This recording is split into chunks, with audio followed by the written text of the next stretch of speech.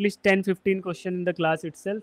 तो सब लोग अपना नोटबुक वगैरह तैयार रखो और फटाफट से क्वेश्चन करेंगे, आपको टेस्ट मिल जाएगा कि कैसे क्वेश्चंस आपको पूछे जा सकते हैं। राइट बेटा? ओके चलो, सर। तो हमने कल स्टार्ट किया था सर गोज लॉ। हाँ जी तन्मनप्रीत। सर जैसे केमिस्ट्री का मैम ने मतलब प्रीवियस ईयर क्वेश्चंस दिए हैं सर, आपके पास ऐसा कुछ है? दे देंगे PYQ दे देंगे। अभी मैं देख ओके लेता हूँ सर। मैम ने क्या शेयर किया है, हो जाएगा, सब हो जाएगा, कोई दिक्कत नहीं, सब है अपने पास।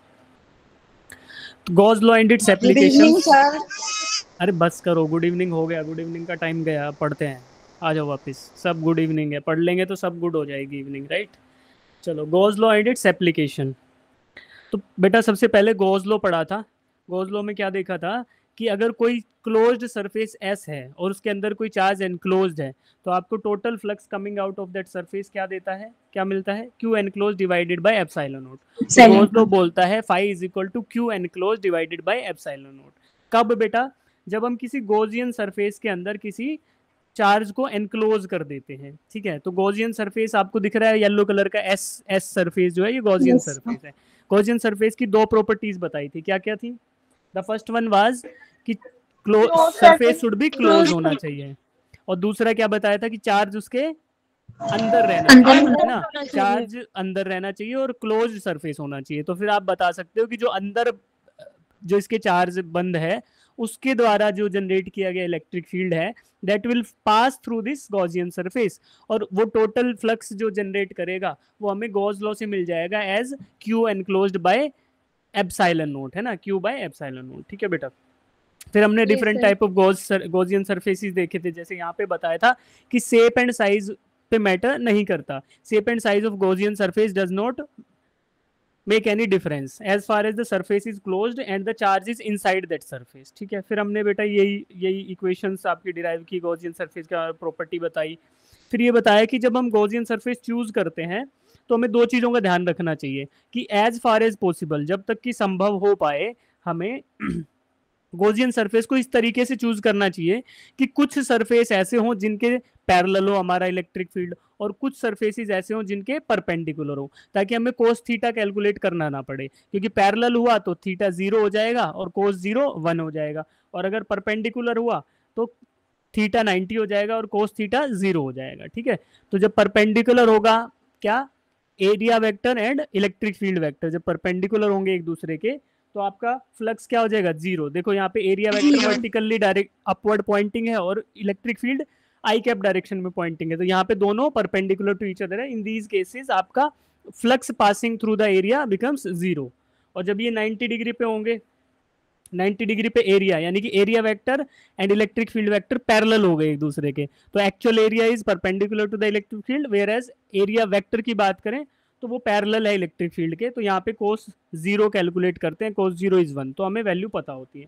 तो while selecting the Gaussian surface हम इन चीज़ों का ध्यान रखते हैं कि या तो हमारा इलेक्ट्रिक फील्ड पैरेलल हो जाए या परपेंडिकुलर हो जाए एरिया के। ठीक है, फिर ये क्वेश्चन किया था, एक चार्ज क्यू एनक्लोज था स्फीयर के अंदर, तो आपको पता चला कि flux is equal to Q by epsilon naught, और हेमिस्फीयर यानी हाफ स्फीयर से आया क्यू बाय 2 एप्सिलॉन नॉट। ठीक है, ये क्वेश्चन हमने कर लिया था। आफ्टर दैट ये क्वेश्चन था कि दो कंसेंट्रिक स्फीयर है, उनके बीच में कुछ चार्ज रखा है, अंदर वाले स्फीयर के थ्रू आपको फ्लक्स दे दिया, तो बाहर वाले के थ्रू पूछा, तो आपने बोला कि सर दो, since charge enclose is same in both the spheres, तो फ्लक्स भी दोनों का सेम ही होगा। ओके, फिर हमने क्यूब का क्वेश्चन किया था, उसके अलग अलग when charge was situated at the centre of the cube, फिर फेस पे, फिर कॉर्नर पे, तो हमने ये सब कर लिए थे। राइट? उसके बाद आप एप्लीकेशन ऑफ गॉस लॉ में सबसे पहला we derived the expression for electric field due to an infinitely charge, infinite length uniformly charge wire. ठीक है, तो इस पे लीनियर चार्ज डेंसिटी आपको लेमडा दिया, क्यू बाई एल आया, तो हमने टोटल चार्ज लेमडा एल से कैलकुलेट किया, और फिर फ्लक्स का फॉर्मूला लगा के हमने डिराइव कर दिया किसको? इलेक्ट्रिक फील्ड को, जिसका फाइनल फॉर्मूला आया था lambda upon 2 pi epsilon naught R. तो ये आर पे इनवर्सली डिपेंडेंट है, जैसे जैसे आर की वैल्यू बढ़ती जाएगी, जैसे जैसे आप इस वायर से दूर जाते जाओगे, वैसे वैसे इलेक्ट्रिक फील्ड की वैल्यू कम होती चली जाएगी। तो ये फॉर्मूला आया, फिर हमने इसके बेसिस पे एक क्वेश्चन किया था, देन हमने शीट के थ्रू ये क्वेश्चन जो है यहाँ से स्टार्टिंग कर लिया था कि we were trying to find out the electric field at a distance from the infinitely charge sheet, है ना? तो ये सीट है बेटा, इनफाइनाइट लेंथ की है, इनफाइनाइट सीट है और यूनिफॉर्मली चार्ज है, सॉरी मैंने इनफाइनाइटली चार्ज बोल दिया था, है ना। तो इनफाइनाइट लेंथ ब्रेड्थ की सीट है और यूनिफॉर्मली चार्ज है। तो अब इसके लिए हमें इलेक्ट्रिक फील्ड निकालना है एट सम पॉइंट पी, है ना, जो पॉइंट कुछ दूरी पर सिचुएटेड होगा। तो देखो बेटा, जैसे हमने वायर के लिए देखा था कि इलेक्ट्रिक फील्ड का पैटर्न जो है वो ऐसा रहेगा, रेडियली आउटवर्ड, ठीक वैसा ही आपको इलेक्ट्रिक फील्ड यहाँ भी मिलेगा, कैंसिल आउट हो जाएंगे हॉरिजॉन्टल कंपोनेंट सारे, और ऐसा फील्ड मिलेगा। यानी कि अगर पॉजिटिव चार्ज अगर इस सीट पे है और यूनिफॉर्म डिस्ट्रीब्यूशन है चार्ज का, तो इलेक्ट्रिक फील्ड हमेशा रेडियली आउटवर्ड जैसे आपको दिख रहा है, कुछ आगे आएगा और कुछ पीछे आएगा, परपेंडिकुलर टू दिस सीट। तो परपेंडिकुलर टू दिस सीट आपको दिखेगा, कुछ आगे आएगा और कुछ पीछे की तरफ निकल जाएगा। इसके अलावा कोई भी इलेक्ट्रिक फील्ड जैसा नजर नहीं आएगा आपको, क्योंकि ये इनफाइनाइट लेंथ की सीट है, ठीक है। तो ये इनफाइनाइट लेंथ ब्रेड्थ की सीट क्या जनरेट कर रही है, यूनिफॉर्म इलेक्ट्रिक फील्ड। और यूनिफॉर्म इलेक्ट्रिक फील्ड के बारे में एक खास चीज बताई थी कि वहां पे इलेक्ट्रिक फील्ड लाइंस क्या होंगी, इक्विडिस्टेंट होंगी कि नॉन यूनिफॉर्म, इक्विडिस्टेंट होंगी। आपको दिखाई दे रही है ना फील्ड लाइंस के बीच में जो गैप है वो बराबर है बेटा, है ना, इधर लेंथ वाइज देख लो चाहे ब्रेथ वाइज देख लो, तो इलेक्ट्रिक फील्ड लाइंस के बीच में गैप जो है वो बराबर है। और ये लाइनें आपकी स्टार्ट होंगी इस पॉजिटिवली चार्ज सीट से और टर्मिनेट कहाँ पे होंगी बेटा, कहाँ पर जाके रुकेंगी ये लाइन, नेगेटिव चार्ज पे। नेगेटिव चार्ज सीट हो या तो उस पर रुकेगी, या फिर अगर केवल बोलेंगे पूरे यूनिवर्स में अगर ये एक ही सीट है तो क्या बोलेंगे, माइनस इन्फिनिटी तक चली जाएंगी पीछे वाली लाइन है और आगे वाली लाइन है प्लस इन्फिनिटी तक चली जाएंगी। Plus infinity. अब मुझे बताओ इन सीटों के बीच में सॉरी इन इलेक्ट्रिक फील्ड लाइंस के बीच में क्या गैप बढ़ेगा या घटेगा या सेम रहेगा, सेम रहेगा सर। बीच का गैप जो है वो सेम रहेगा। तो अब आपको एक है ना कंक्लूजन बता रहा हूँ जिसको फिर से बताऊंगा आपको, ठीक है। देखो इन्फिनिटी तक ये लाइनें जा रही है और इनके बीच में गैप सेम रहेगा। तो हमने एक चीज पढ़ी थी कि इलेक्ट्रिक फील्ड की जो इंटेंसिटी होती है वो डायरेक्टली प्रोपोर्शनल होती है density of the electric field lines से। तो अगर गैप सेम रहेगा तो density of electric field lines भी सेम रहेगी। Yes sir. तो क्या मैं बोल सकता हूँ कि ये इलेक्ट्रिक फील्ड जो जनरेट करेगी इनफाइनाइटली चार्ज सीट, ये यूनिफॉर्म इलेक्ट्रिक फील्ड होगा और इसकी इंटेंसिटी दूरी पे डिपेंड करेगी ही नहीं। जितना ये 1 मीटर की दूरी पे होगा इलेक्ट्रिक फील्ड, उतना ही इनफाइनाइट दूरी पे भी उतना ही इंटेंसिटी वाला इलेक्ट्रिक फील्ड होगा। यस, क्योंकि गैप चेंज नहीं हो रहा लाइंस के बीच में। अभी आपको एक कंक्लूजन बताया, जब इक्वेशन आ जाएगी फिर से बताऊंगा, ठीक है। चलो, तो हमने क्या किया बेटा, हमने इस हाँ अपूर्वा पॉइंट चार्ज से हो तो फिर तो कम होगा ना। पॉइंट चार्ज पे तो कम होता है क्योंकि बेटा फील्ड लाइन डाइवर्ज करती है, इसमें डाइवर्ज नहीं कर रही ना, तो डाइवर्ज नहीं करेंगे तो डेंसिटी चेंज नहीं होगी। अच्छा, अब आते हैं वापस सीट पे। ये सीट इनफाइनाइट लेंथ की है तो इसको गॉसियन सरफेस में फिट करना संभव नहीं है। अब ऐसे बोलने को तो आप बोल सकते हो कि सर आप इनफाइनाइट लेंथ ब्रेड्थ हाइट का एक क्यूब ले लो उसमें आ जाएगी, तो बिल्कुल आ जाएगी। बट हम उसको थोड़ा सिंप्लीफाई करते हैं। हम क्या कर रहे हैं, एक फिक्स रेक्टेंगुलर शेप का इसका एक एलिमेंट कंसीडर करते हैं बेटा, और इस एलिमेंट को गॉसियन सरफेस में फिट करके देखते हैं, ताकि अगर हमें छोटे टुकड़े के से इलेक्ट्रिक फील्ड मिल गया तो पूरी शीट से भी मिल जाएगा, ठीक है। तो मैंने क्या किया, इस छोटे टुकड़े को उठाया, जो वहाँ पे ब्लू था ये रेड हो गया इधर आके, ठीक है। अब ये रेड कलर का जो टुकड़ा है वो उसी बिगर शीट का टुकड़ा है, इसको मैंने गॉसियन सरफेस के अंदर फिट किया तो ये क्यूबॉइड बना, ठीक है। Cuboid is this Gaussian surface. अब क्योंकि मैंने आपको दिखाया कि इलेक्ट्रिक फील्ड लाइन केवल फॉरवर्ड एंड बैकवर्ड निकलेंगी, उसके अलावा किसी डायरेक्शन में नहीं निकलेंगी, तो क्या हम बोल सकते हैं कि जो S1 and S2 surface mark हैं इस गॉसियन सरफेस के, केवल उन्हीं के through electric field line pass करेंगी। Yes sir. इसके अलावा किसी भी डायरेक्शन में फील्ड लाइंस पास नहीं करेंगी। तो there are only 2 surfaces of this cuboid जिनके through electric field line pass करेंगी, राइट। तो गॉसियन सरफेस के केवल ये 2 ही एरियाज होंगे जिनको मैं कंसीडर करूंगा। The first one is area of S1 and the second one is area of S2, ठीक है। अब इतना जानने के बाद हम आ जाते हैं अपनी प्रॉब्लम पे जो यहाँ पे आए थे, ठीक है। अब ये बड़ी शीट का एक छोटा एरिया लिया A, सेम एरिया आपका गॉसियन सरफेसेस का होगा, पीछे वाले का और आगे वाले का, ठीक है। फील्ड लाइंस इन्हीं से पास करेंगी। एरिया वेक्टर और फील्ड लाइन वेक्टर का डायरेक्शन सेम रहेगा। इलेक्ट्रिक फील्ड का डायरेक्शन आपने वहां से देखा कि फील्ड लाइन पैटर्न से, और एरिया वेक्टर भी परपेंडिकुलर टू सरफेस एरिया है, तो बोल देंगे कि electric field and the area vector are pointing in the same direction. Yes बेटा। Yes, तो हम sir. तो इन चीजों को इसको देखने के बाद we will apply the flux का फॉर्मूला। तो पहला फॉर्मूला क्या था, E डॉट डी एस। जब हमने फ्लक्स डिफाइन किया था तो वहां पे फॉर्मूला था E डॉट डी एस, और गॉस लॉ हमें बोलता है कि flux is also equal to Q enclosed divided by epsilon naught. ठीक है बेटा, तो ये चीजें हम ध्यान में रखते हुए क्या करेंगे कि ई डॉट डी एस, अब ई डॉट डी एस क्या होता है, E D S cos theta की E D S sine theta, क्या होता है, cos theta. कॉस थीटा होता है, और कॉस थीटा। अब मुझे बताओ what is the angle between electric field vector and area vector, 0 degree. 0 degree. Cos of zero क्या होगा, कॉस ऑफ जीरो 1 होगा। 1. तो उस कॉस ऑफ जीरो को 1 ना लिख के हम सीधा लिख रहे हैं भाई ई डॉट डी एस क्या होगा, E into S into cos 1, कोस 0 तो 1 हो जाता, तो इसको डायरेक्टली लिख दिया कि ई डॉट डी एस क्या बन जाएगा, E into total area. Total area किसका, गॉसियन सरफेस का, वो एरिया जिससे इलेक्ट्रिक फील्ड लाइन पास करें। तो कौन कितना हो गया बेटा वो एरिया, ए तो ये वाला हो गया और ए इधर वाला, तो 2a is the total area and electric field का इंटेंसिटी हमें फाइंड आउट करना है। तो हमने ई डॉट डी एस को रिप्लेस करके लिख दिया 2e इंटू ए या फिर e इंटू 2a। ठीक है भाई, 2a तो एरिया और e इलेक्ट्रिक फील्ड इंटेंसिटी था, तो ई डॉट डी एस बन के हो गया 2 इंटू ई ए। ये किसके बराबर है, charge enclosed divided by epsilon note. अब कितना चार्ज एनक्लोज होगा बेटा इस एरिया में, ये जो एरिया था इसमें कितना चार्ज एनक्लोज होगा, ए इज द एरिया और सरफेस चार्ज डेंसिटी सिग्मा है, तो कितना चार्ज होगा, सिग्मा इंटू सिग्मा इंटू ए। सिग्मा। तो मैंने क्यू एनक्लोज्ड के जगह लिख दिया बेटा क्या, सिग्मा इंटू ए। ठीक है, epsilon naught as it is रह गया। तो अब देखो ई की इक्वेशन मिल गई जिसको हम रिफॉर्मुलेट करके we can find out the answers. ठीक है बेटा, तो 2EA is equal to sigma A upon epsilon note, तो E becomes sigma upon 2 epsilon, है ना, ए कट जाएगा दोनों साइड से, तो E becomes sigma upon 2 epsilon note, right.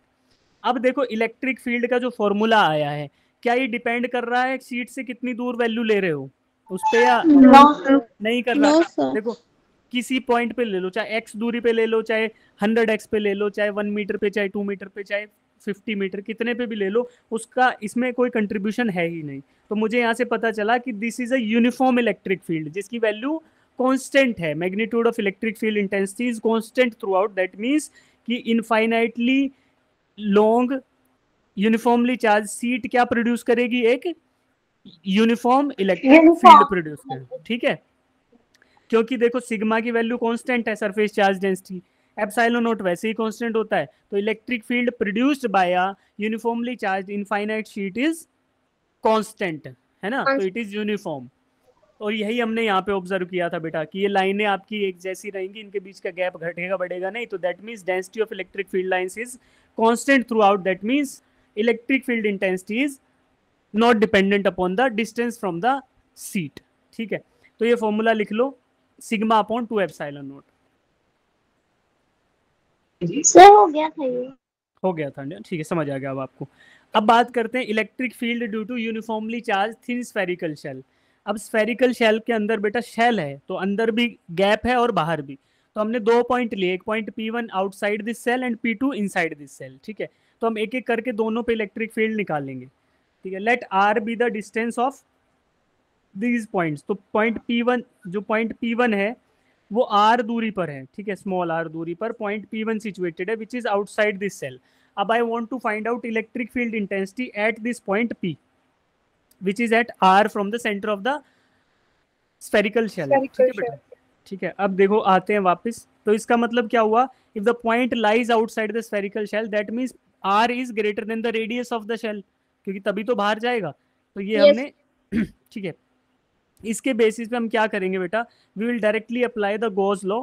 Gauss law apply करने के बाद हम यहाँ नोटिस करेंगे कि ये पॉइंट P जो मेरा है, point P this lies outside the spherical shell, तो मैंने P पॉइंट को मार्क कर दिया बेटा, और इस पॉइंट P के पास होते हुए पॉइंट P को के थ्रू पास करते हुए एक गॉसियन सरफेस ड्रॉ कर लिया। ठीक है, और वो गॉसियन सरफेस भी एक स्फेरिकल शेल ही आएगा, है ना, ताकि अब जो फ्लक्स यहाँ पे जनरेट होगा, पॉजिटिव चार्ज जो इस पे डिस्ट्रीब्यूटेड था, उसकी वजह से जो फ्लक्स जनरेट होगा that will come out of this outer green colour का स्फीयर, जिसको हम गॉसियन सरफेस बोल रहे हैं। ठीक है, अब ये देखो स्फेरिकल शेल से जो चार्ज जनरेट होगा that will be radially outwards. ठीक है, तो हर पॉइंट के ऊपर इलेक्ट्रिक फील्ड वेक्टर का और एरिया वेक्टर का डायरेक्शन क्या रहने वाला है, पैरेलल, है ना। अगर मैं इधर एक एरिया का एलिमेंटल एरिया कंसीडर करूं बेटा, तो उस एलिमेंटल एरिया का डायरेक्शन भी आपका रेडियली आउटवर्ड ही आएगा, राइट। तो हर पॉइंट पे ऐसा होगा। तो हम क्या कर सकते हैं, हम बोल सकते हैं कि cos of theta will be always 1। तो EDS को मैंने EDS cos थीटा लिखा और E को E लिख दिया, DS को area of this Gaussian surface जो आएगा आपका 4 पाई स्मॉल r स्क्वायर, और cos थीटा था 0 तो cos 0 1 होता है, उसको 1 लिख लिया, ठीक है। तो E into 4 pi r square becomes Q by epsilon note. तो इसको मैं सॉल्व करता हूं तो that becomes Q upon 4 pi epsilon naught r square, where Q is the charge on the spherical shell. और स्फेरिकल शेल पे अगर आपको चार्ज डेंसिटी दे रखी हो, मान लो सरफेस चार्ज डेंसिटी सिग्मा दे रखी हो, तो this Q can be calculated by using sigma into area, sigma into area of the spherical shell. Spherical shell का एरिया होगा 4 pi capital R square, because capital R is the radius of the spherical shell. तो आपको ये value यहाँ पे substitute करी आपने, फिर जो वैल्यूज कट जाती काट ली, और फिर फाइनली जो आंसर आया वो आया हमारा sigma into R square upon epsilon naught into small r का square. So this is the electric field intensity at a point P which is at a distance of small r from the center of the spherical shell। हाँ तमनप्रीत। Sir वो समझ नहीं आया कि जो Q था उसको हमने टोटल चार्जेस स्फेरिकल शेल क्यों लिया। टोटल चार्ज को सर जो Q था Q is equal to sigma into L, sir वो पता लग गया कैसे आया, पर हमने वो Q जो है वो ही total charge on spherical shell क्यों लिया। क्योंकि जो हमारा देखो यहाँ पे देखो गॉसियन सरफेस कौन सा वाला है, ग्रीन कलर का स्फीयर, उसके अंदर टोटल चार्ज एनक्लोज्ड कितना है, जो आपका टोटल स्फेरिकल शेल पे जितना भी टोटल चार्ज है वही है एनक्लोज्ड चार्ज। यस यस तो वो कितना आएगा, sigma into area of the, sigma आपको दे रखा है सरफेस चार्ज डेंसिटी, तो into area of the spherical shell, ठीक है बेटा, इसलिए आ गया। तो फाइनल फॉर्मूला लिखेंगे E is equal to sigma R square upon epsilon naught small r square. So this is the electric field intensity at a point P which is at a distance of small r from the center of the spherical shell। आसान है formula, question भी आ सकता है, easy formula है तो question भी आ सकता है। Sigma R square upon epsilon naught r square, लिख लो इसको, अत्यधिक आवश्यक इंपॉर्टेंट फॉर्मूला है, लिख लो इसको।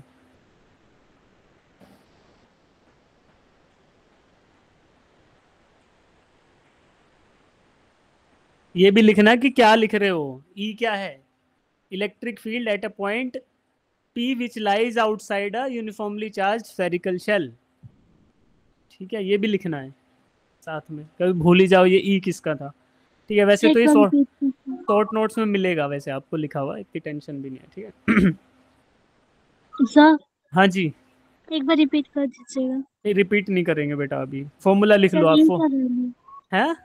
ई का अच्छा समझ नहीं आया, ये तो इजी था, ये डेरिवेशन तो मैंने इसलिए बता दिया आपको ताकि पता रहे कैसे आई है, इसका important derivation is not sir important. बोला ना electric field eight point P, वो वाला अच्छा वो रिपीट कर दूं, ऊपर लिखा हुआ है electric field due to uniformly charge thin spherical shell at a point P outside the spherical shell, at a point P which lies outside the spherical shell, दिख रहा है आपको ना, point P outside the shell, okay sir, ठीक है।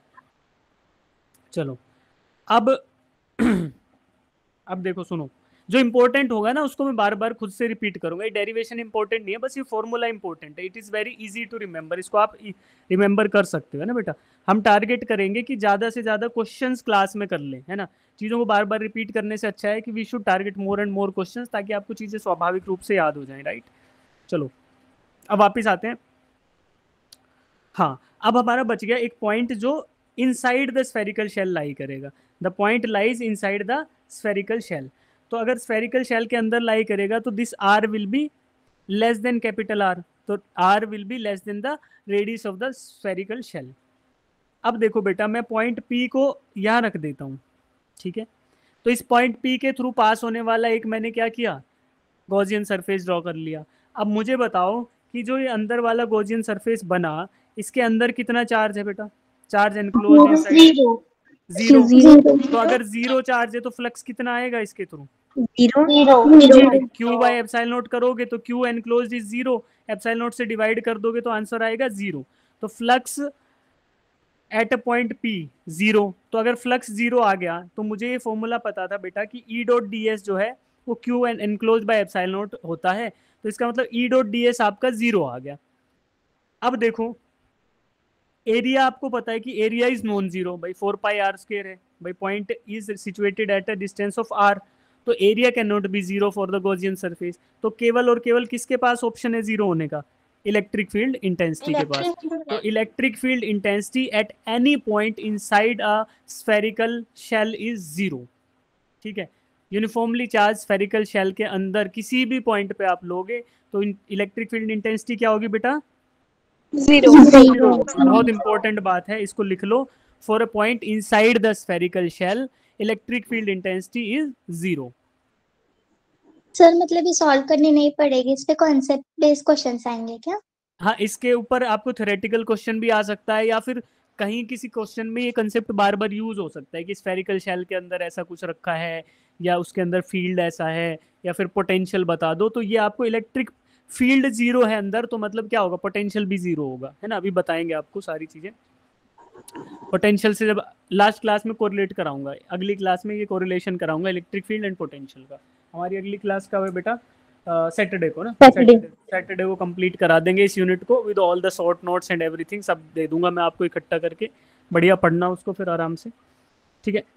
अच्छा मुझे एक चीज बताओ, आपको पीडीएफ अलग अलग मिले तो अच्छा है कि एक बार इकट्ठा ही मिल जाए तो ज्यादा बढ़िया है? एक चैप्टर का क्या चाहिए? एक बार ना, एक ही पीडीएफ। यस यस हाँ कलेक्टिव, तो उससे क्या होगा कि एक साथ आपको ना सारे नोट्स मिल जाएंगे, उसके बाद शॉर्ट नोट्स, तो आपको एक ही पीडीएफ में पड़ जाएगा। तो जैसे ही मैं इसको कल कंप्लीट कराऊंगा चैप्टर को, तो उसके बाद मैं आपको सारा कंबाइन करके भी एक बार सेंड कर दूंगा, ठीक है बेटा। तो from starting of the end, तो आपके दिमाग में नोट्स भी रहेंगे, उसके बाद जस्ट शॉर्ट नोट्स भी रहेंगे, और जो डीपीपीज हमारी सॉल्व हो गई उनको भी डाल दूंगा, अनसॉल्व आपको सेपरेटली शेयर कर दूंगा, तो उन क्वेश्चंस को आप लेकिन आप एंड में डालेंगे ना जब चैप्टर खत्म होगा तो नहीं, पीडीएफ? नोट्स आज ही डाल दूंगा ये वाले, नहीं मैं वैसे रेगुलर भी शेयर करूंगा, ऐसा कोई दिक्कत नहीं। एक दो बार मिस हो गए हैं मेरे से, ये मैंने देखा यार कि नोट्स में सेंड नहीं कर पाया, कुछ कुछ मैंने आज हिसाब लगाया था।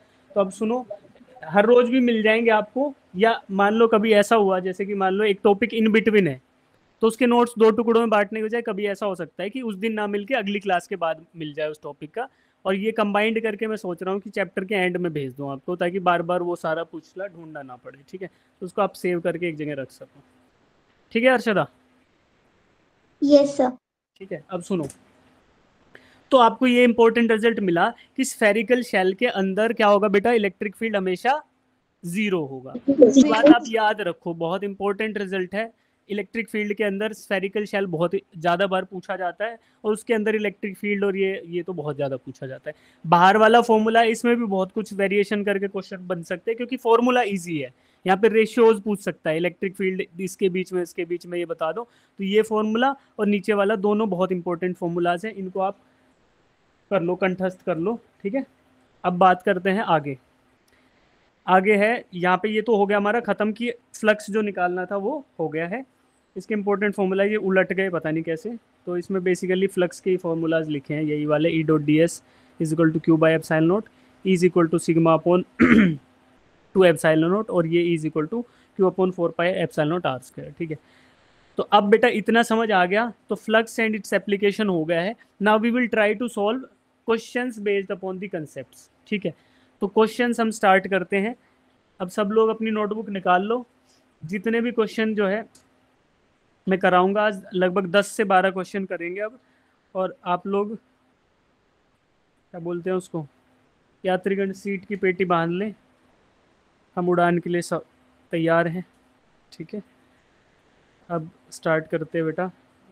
आपको पोल में सब बच्चे आंसर करेंगे, ठीक है, और सभी बच्चे आंसर जरूर करेंगे। ऐसा मत करना है कि नहीं सर मेरे से नहीं हो रहा, ये नहीं हो रहा, तो डिमोटिवेट नहीं होना है। क्वेश्चन पे अपना ऑनेस्ट ट्राई करना है, और अगर नहीं होता है तो फिर जब मैं सॉल्यूशन आपको बताऊं, तो सॉल्यूशन बताते टाइम आपको बहुत ध्यान से उसको सुनना भी है, ठीक है बेटा, ताकि आपको वो कंसेप्ट वहीं के वहीं क्लोज हो जाए। जो आपको कंसेप्ट क्लास में भी पता चलेगा, वो तुरंत के तुरंत हम उसको समझ लें और आगे बढ़ जाएं, ताकि नेक्स्ट क्लास में या जब भी हम अपने घर पे क्वेश्चन करने लगे तो फिर नए क्वेश्चंस को टारगेट करें। बार बार एक ही कंसेप्ट को रटने से क्या फ़ायदा, है ना। तो और Yes. जब आप बहुत सारे क्वेश्चंस करते हो बेटा, एक चीज और बताता हूँ आपको, when you target so many questions ना, तो क्या फायदा होता है उससे कि एक दो क्वेश्चन करते करते ना आपके कंसेप्ट इंटरलिंक होने लग जाते हैं, और कंसेप्ट जब एक दूसरे से जुड़ जाते हैं तो फिर क्या बनता है, सुपर कंसेप्ट, फिर गलती होने के चांस कम हो जाते हैं। ठीक है, तो 100 बातों की एक बात की सवाल करो बहुत सारे। ठीक, चलो चलिए जी, अब कम से कम 6 सवाल तो ये हैं, और इसके बाद 6 सवाल और करेंगे, 6 से 7 सवाल। तो शुरू करते हैं इलेक्ट्रिक फील्ड लाइन की कहानी से। कुछ कुछ नया नया पता चलता जाएगा हर सवाल में, और जितने ज़्यादा आप क्वेश्चन करोगे उतने करा दूंगा मैं। ठीक है, तो ये हमारी डीपीपीज हैं। जितनी स्पीड आपकी रहेगी बेटा, देख लो, उतने ही क्वेश्चन हमारे टारगेट हो जाएंगे आज की क्लास में। तो पहला क्वेश्चन है, इसके लिए मैं पोल क्रिएट कर रहा हूँ, सभी बच्चे पोल्स में आंसर करेंगे।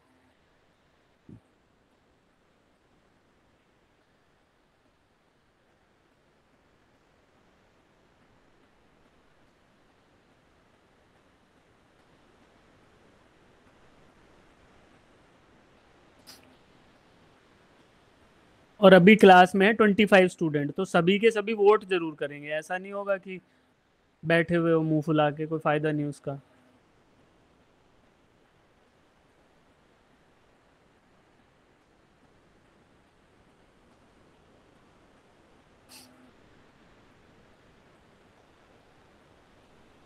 देखो, कोई लास्ट में पूछूंगा किसने किसने कितने क्वेश्चन सही किए। ठीक है, सारे सही करना आपका टारगेट होना चाहिए कि सभी क्वेश्चन दिमाग लगा के सही करो।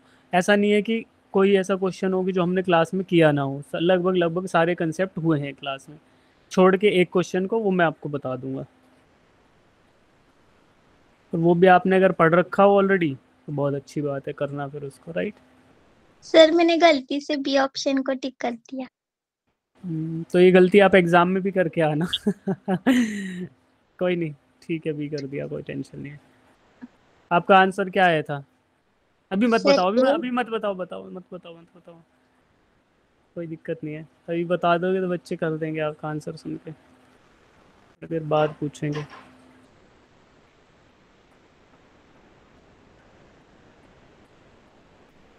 ठीक है, तो मैंने पोल्स क्रिएट कर दिए सभी क्वेश्चंस के लिए। ठीक है बेटा, एक बार कोई नोक कर रहा है, जस्ट गिव मी 30 सेकेंड्स।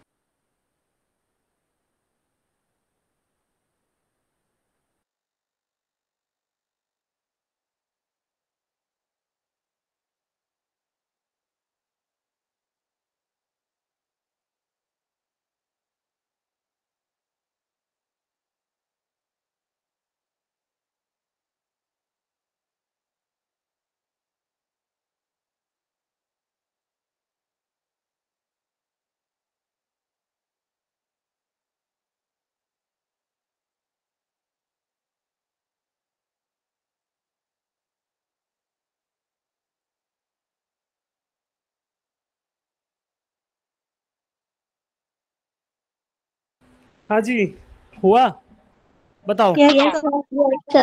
अभी क्वेश्चन नंबर 1 के लिए आंसर केवल 18 बच्चों ने किया है, और बच्चे हैं 25। क्यों नहीं कर रहे भाई आंसर? क्या हो गया, ढीठ हो गए हो क्या? अरे,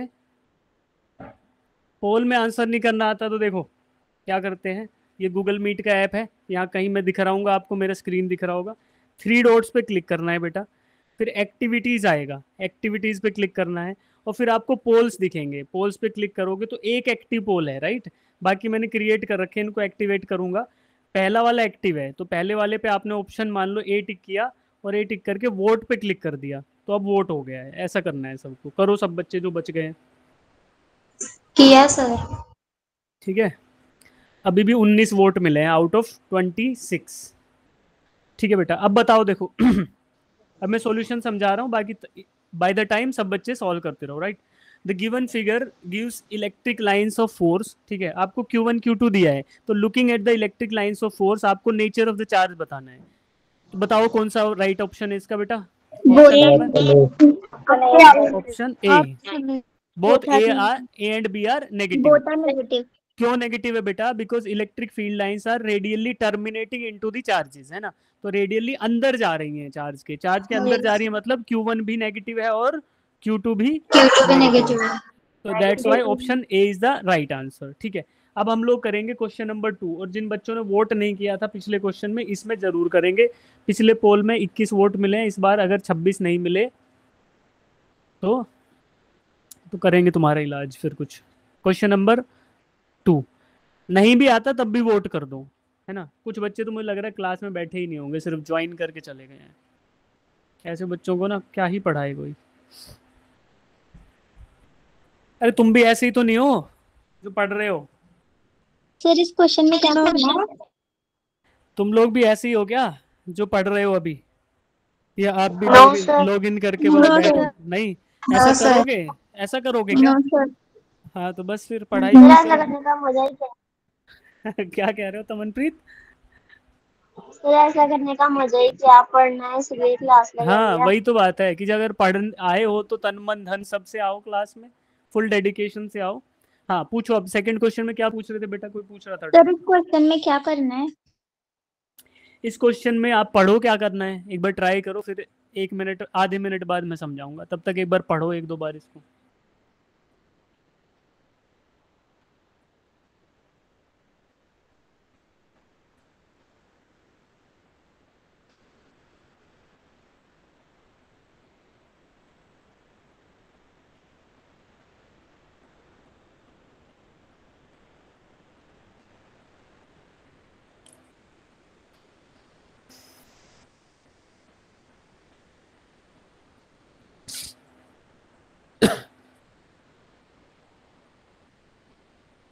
तो देखो क्वेश्चन क्या कह रहा है, consider the 4 pattern shown, field pattern जो आपको 4 क्वेश्चन में दिए, देखो इनको।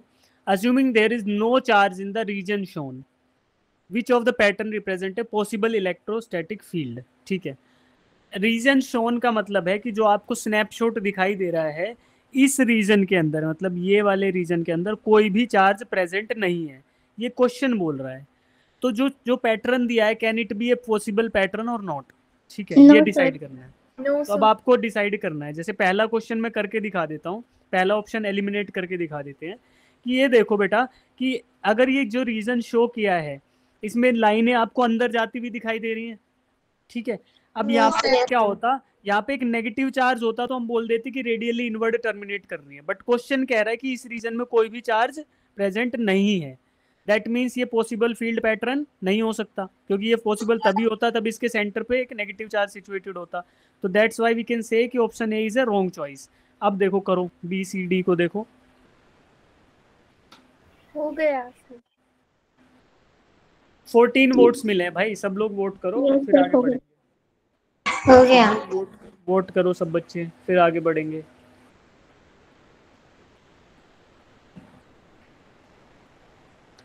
सब बच्चे वोट करेंगे भाई। कर दिया 17 वोट्स। अरे 17 वोट मिले हैं, कर दिया तो आए क्यों नहीं वोट्स? गलत भी कर रहे हैं बहुत सारे बच्चे।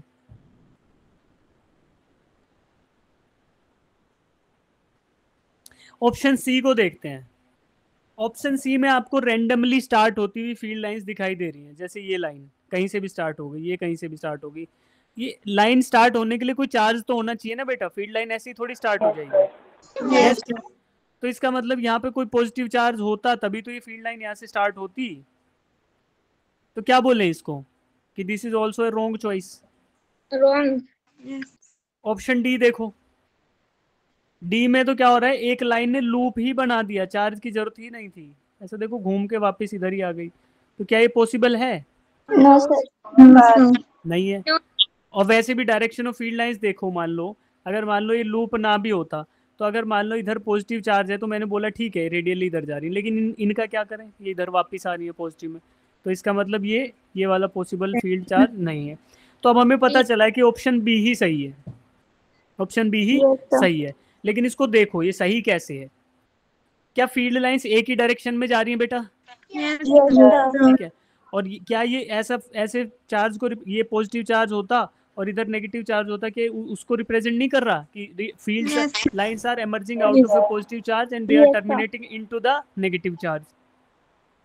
ठीक है, तो देखो क्या हुआ, कौन सा ऑप्शन सही आया फिर? बी। बी। अब ये पेपर में दिखता तो तुम घबरा जाते, जैसे कुछ बच्चे घबरा गए कि अरे सर क्या करना है, क्वेश्चन में क्या करना है। अभी समझ आया क्या करना है? यस बस तो फिर यही यही करना है यार, एकदम कंसेप्ट से देखना है और सॉल्व हो जाएगा। हाँ तमनप्रीत। सर मैंने बोला था कि इसमें तो कोई चार्ज नहीं। तो चार्ज उस रीजन में नहीं है ना बेटा जिसका फोटो है। मैं तो फोटो बाहर बोल रहा हूँ कि ये जो लाइनें आई, ये लाइनें फोटो से आई, मतलब मैंने क्या कहा, इस रीजन में नहीं है। तो जिसमें फील्ड ड्रॉ कर रखा है उसमें चार्ज नहीं है, कोई दिक्कत नहीं है। बट चार्ज दूर तो हो सकता है ना, जहाँ से ये ओरिजिनेट हुए और यहाँ पे टर्मिनेट हुए। इधर तो वो भी पॉसिबिलिटी नहीं है, अगर आप पॉजिटिव रख दो इधर नेगेटिव रख दो तो भी ये गलत है।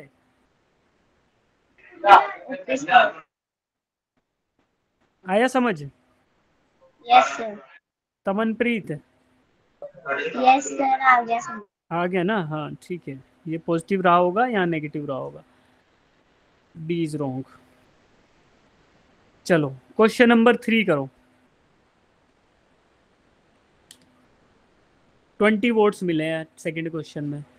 अब थर्ड क्वेश्चन है, लास्ट चांस दे रहा हूँ। अब जिस बच्चे ने वोट नहीं किया ना, देखेंगे उसको, उसको हटा देंगे, उसको बोल देंगे आप मत पढ़ो।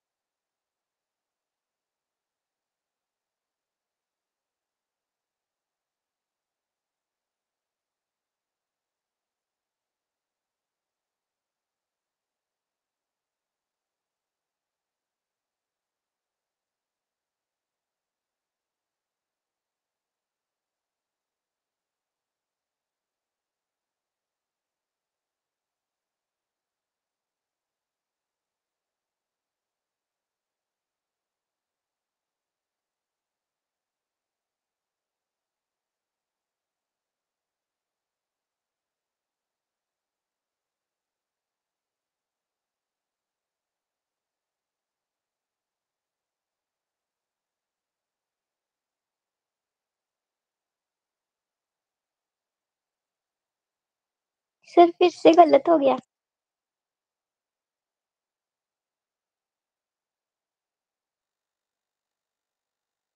चलो 20 बच्चों ने तो वोट कर दिया, बाकी सब नहीं कर रहे हैं ना। तो मैंने फिर से गलत कर दिया। कोई बात नहीं, गलत सही तो ठीक है ना। अभी देखो इसका कौन सा आंसर सही है बताओ एक बार, अनम्यूट करके। Option A. ऑप्शन ए सही लग रहा है। देखो पहले तो बेटा एलिमिनेट करते हैं ऑप्शन नंबर डी को। एक चार्ज क्यू दिया हुआ है और इनफाइनाइट मेटल प्लेट के ऊपर है ना। ये जो प्लेट है ये क्या है, मेटेलिक प्लेट है, ठीक है बेटा। अब ऑप्शन, ये चार्ज क्यू है, क्यू से क्या करेंगे, field lines radially outward emerge करेंगे, ठीक है। अब देखो बेटा, पहले तो ये देखो क्या फील्ड लाइंस ऐसे एकदम से टर्न हो सकती है, एकदम से मुड़ सकती हैं? क्यों नहीं मुड़ेंगी? आप ये बताओ, tangent drawn to a electric field line क्या देता है हमें? Direction of electric field, direction of electric field या डायरेक्शन ऑफ फोर्स, ठीक है। अब देखो बेटा, ये पॉइंट है जहां पे टर्न हुई, इस पे कितनी डायरेक्शन, एक तो ये आ गई, एक ये आ गई, कहीं भी इस पॉइंट पे कितने भी टेंजेंट ड्रॉ कर सकते हो, तो इनफाइनाइट डायरेक्शन आ गई इलेक्ट्रिक फील्ड की। Yes sir. तो ऐसा पॉसिबल नहीं हो सकता, ऐसा पॉसिबल नहीं है। तो ऑप्शन डी क्या है? ऑप्शन डी इज रॉन्ग गलत। आंसर। ऑप्शन बी पे आओ, बी पे देखो, बी पे पॉजिटिव चार्ज पे अलग इलेक्ट्रिक अलग फील्ड लाइंस चार्जेस अंदर जा रही हैं, देखो ऊपर जा रही हैं, तो क्या ये यस सर। पॉसिबल है? No sir. नो तो सर। तो ऑप्शन बी भी गलत हो गया। अब वापिस आते हैं option C and option A में से हमें डिसाइड करना है, ठीक है। ऑप्शन सी भी सही हो सकता था, लेकिन क्वेश्चन ने बोल दिया कि this is a metallic plate, ठीक है। मेटालिक प्लेट क्या होते हैं बेटा? They are equipotential surfaces, जिसके हर पॉइंट पे इलेक्ट्रिक पोटेंशियल क्या रहता है? सेम रहता है, ठीक है। अब इक्वी पोटेंशियल सर्फेसिस की एक प्रॉपर्टी होती है कि इलेक्ट्रिक फील्ड लाइन हमेशा उस पर परपेंडिकुलरली लैंड करेंगी। Electric field lines will always hit the equipotential surfaces at 90 degree. ये वो चीज है जो अभी हमने डिस्कस नहीं करी है, ठीक है। तो इलेक्ट्रिक, ये आपने मेटालिक प्लेट दे रखा है, तो यहाँ पे आपने क्या करना है कि इलेक्ट्रिक फील्ड लाइंस, ये याद रखना है आपने, electric field lines will land on an equipotential surface perpendicularly, ठीक है। जब भी इलेक्ट्रिक फील्ड लाइन किसी मेटालिक या इक्विपोटेंशियल सरफेस पे हिट करेंगी तो they will land on the surface at 90 degree, ठीक है। तो इसलिए हमारा ऑप्शन सी गलत हो गया, क्योंकि मेटालिक प्लेट दे रखा था। अब इक्विपोटेंशियल सरफेस का एक आपको बेसिक सिंपल तरीके से बताता हूँ बेटा। सपोज करो ये वायर है मेरे पास, कॉपर वायर, एल्यूमिनियम वायर, कुछ भी, ठीक है। इसके एक एंड पे मैं बोलता हूँ कि मैंने इस पे 220 वोल्ट्स दे दिया, 220 वोल्ट्स का वोल्टेज दे दिया, ठीक है। तो इसके दूसरे एंड पे कितना वोल्टेज मिलेगा बेटा मुझे? -20 220 माइनस माइनस, अरे वायर है ये, वायर। जब घर 220 पे वायर जोड़ के बल्ब जलाते हो तो पूरा का पूरा एनर्जी जाता है ना, पूरी की पूरी वोल्टेज जाती है बल्ब के पास, तभी तो बल्ब पूरा अच्छे से जलता है। Yes sir. देखो कई बार क्या होता है, वोल्टेज कम आ रहा होता है घर पे, तो बल्ब क्या होता है? धीमा जलता है, पंखा धीमा चलता है, यस सर। समझ गए। अगर वायर में ऐसे पोटेंशियल ड्रॉप हो जाता, वोल्टेज कम हो जाती वायर के थ्रू, तो पंखा हमेशा ही धीमा चलता है ना। तो वायर पे क्या है? वायर क्या है? मेटल सरफेस है, तो ये हमेशा आपका क्या होगा बेटा? इक्वी पोटेंशियल सरफेस होगा। तो 220 वोल्ट इधर दिया, 220 इधर आ गया, पंखा लगाया, बल्ब जलाया, सब जल गए आराम से, ठीक है। तो इसलिए क्या होता है, इक्वी पोटेंशियल सरफेस ऐसे होते हैं जहाँ पे वोल्टेज बराबर रहे हर जगह पे, और जब जहाँ पे ऐसा होता है वहाँ पे इलेक्ट्रिक फील्ड लाइन आपकी परपेंडिकुलरली लैंड करती है। तो करेक्ट आंसर क्या हो गया बेटा इस क्वेश्चन का? ऑप्शन नंबर ए हो गया, ठीक है। चलो 22 बच्चों ने वोट किया था, अगले में और ज्यादा करेंगे, बहुत आसान सवाल है, क्वेश्चन नंबर 4।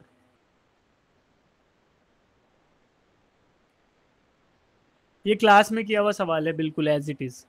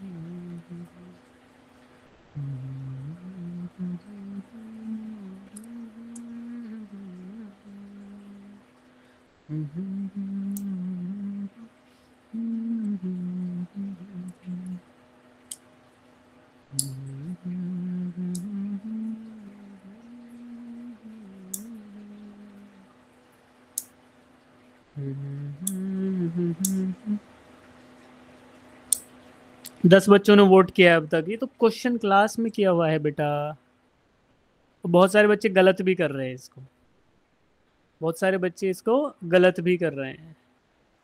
गलती से गलत हो गया। मोड का मतलब क्या है? मैग्नीट्यूड।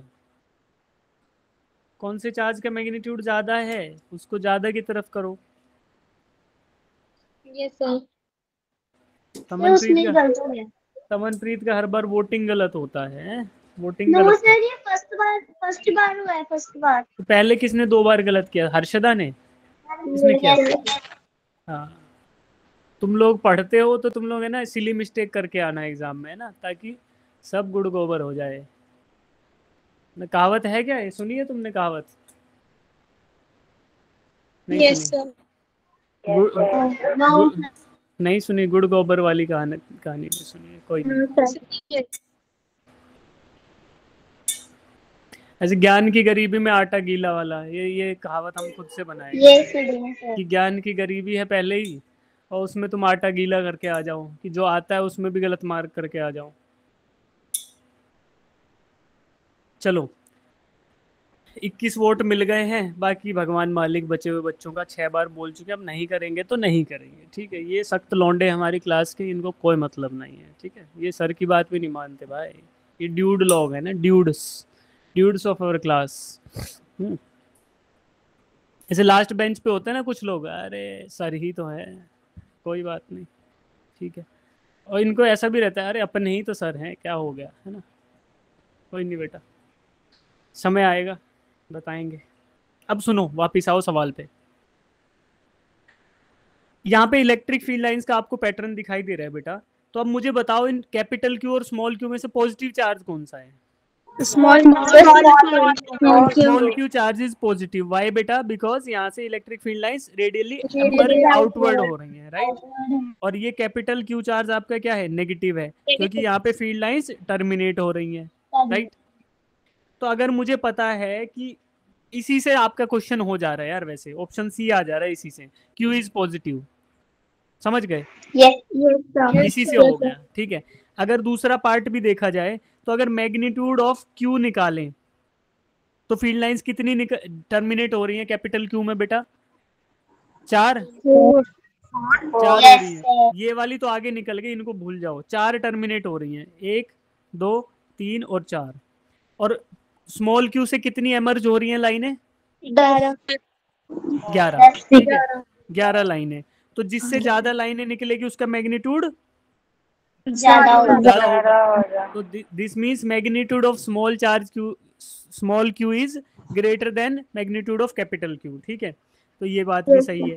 तो option C is the right answer. जिन्होंने बी किया है ना, खुशी खुशी बी किया है, अरे क्यू नेगेटिव है तो धड़ाक से, ठीक है क्यू नेगेटिव है, पर मैग्नीट्यूड तो उल्टा है बेटा यहाँ पे, समझो, ठीक है। तो option C is the right answer. समझ आया? जिन्होंने ऑप्शन बी किया उनको समझ आया बेटा? Yes, sir. Yes sir. चलो अब क्वेश्चन नंबर 5 करेंगे, ठीक है। क्वेश्चन नंबर 5, इसका एफबीडी ड्रॉ करना है आराम से, तसल्ली से, फोर्स मार्क करना और फिर थीटा निकालना।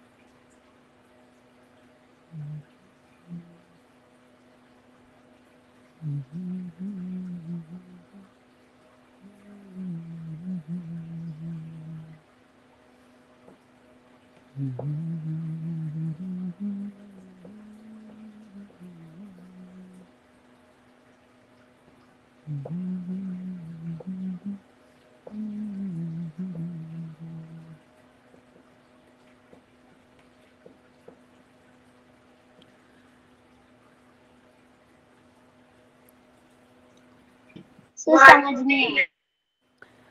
A bob of a pendulum of mass 8 microgram carries an electric charge of 39.2 10 to power minus 10 coulomb is in an electric field of this and is at rest. The angle made by the pendulum with the vertical will be. ठीक है, तो बेटा देखो, अगर कोई charge electric field में होगा तो क्या उस पर फोर्स लगेगा?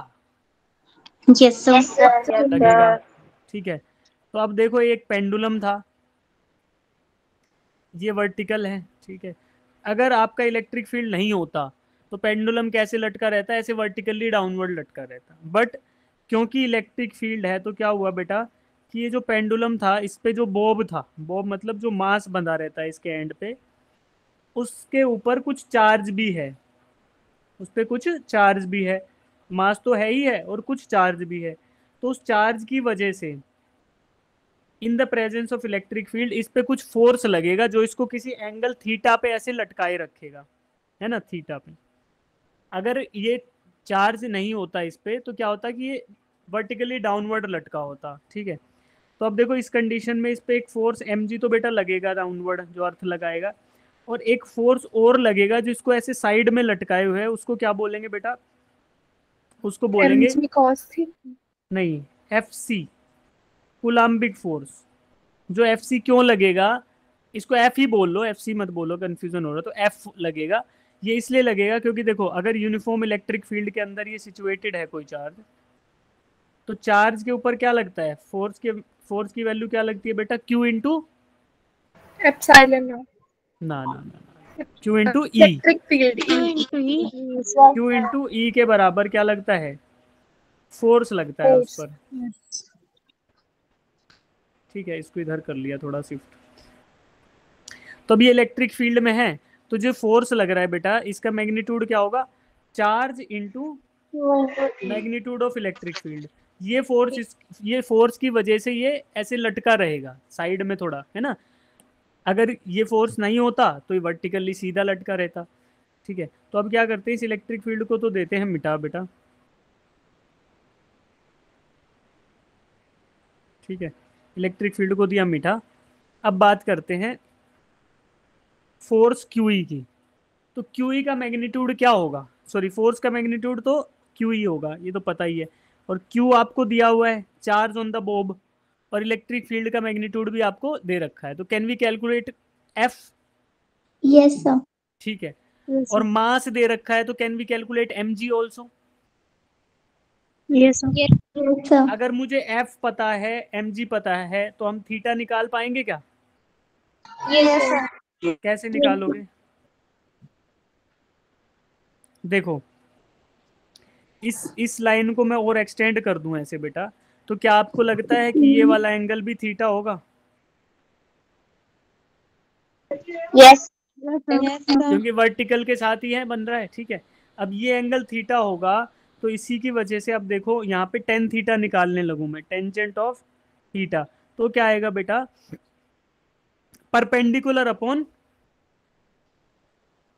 बेस, जो कि F बाई mg के बराबर आएगा ये टेन थीटा। क्यों आएगा? देखो इस ट्राइंगल को ढंग से नहीं बन रहा है, इसको मैं ढंग से बना देता हूँ। ये आपकी वर्टिकल एक्सिस, ठीक है, इसके साथ ये आया आपका बॉब वाला जो स्ट्रिंग की डायरेक्शन है, यानी टेंशन की डायरेक्शन। ठीक है, अब इसमें FC जो फोर्स होगा वो आपका हॉरिजॉन्टल कंपोनेंट है, F फोर्स, और mg क्या है? mg आपका वर्टिकल कंपोनेंट। देख लो, चाहे फोर्स को एक जगह से दूसरी जगह उठा के रखा जा सकता है, और ये थीटा है।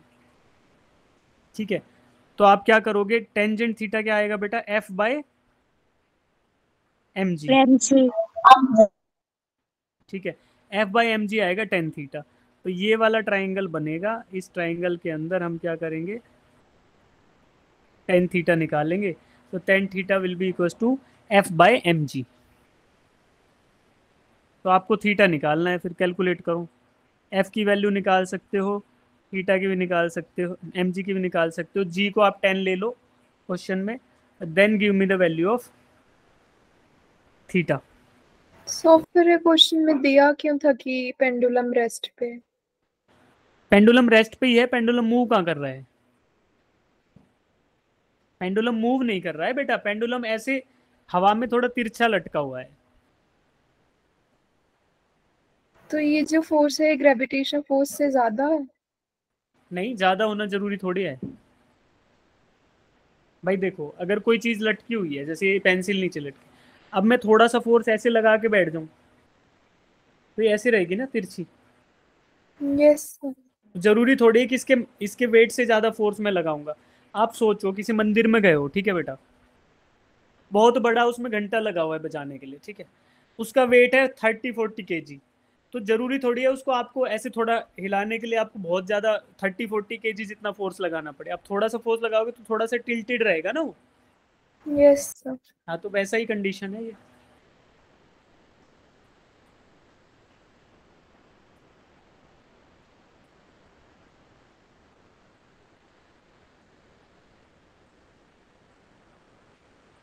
सर जब जी की वैल्यू लेनी है वो 10 ले सकते 10 हैं? ले लो, 10 ले लो।